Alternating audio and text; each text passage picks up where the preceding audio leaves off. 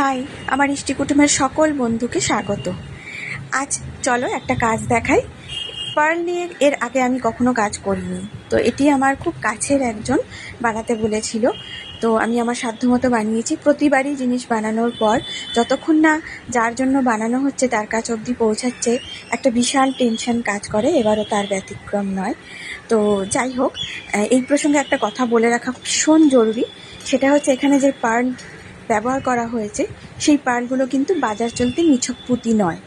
এগুলো সোনার কারিগরেরা সোনার জিনিস গাঁথার সময় যে ধরনের পার্ল ব্যবহার করে থাকে, এটি কিন্তু সেই পার্ল। এর একটা আলাদা শাইন রয়েছে যেটা ক্যামেরায় বোঝানো একেবারেই সম্ভব নয়, হাতে পেলে তোমরা বুঝতে পারবে।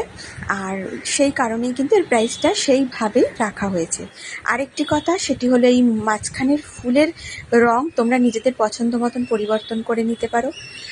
প্রতিবারের মতন এবারেও বললাম যে কেমন লাগলো কাজটা কমেন্টে অবশ্যই জানিও, তাহলে পরে আমার ভীষণ ভালো লাগবে।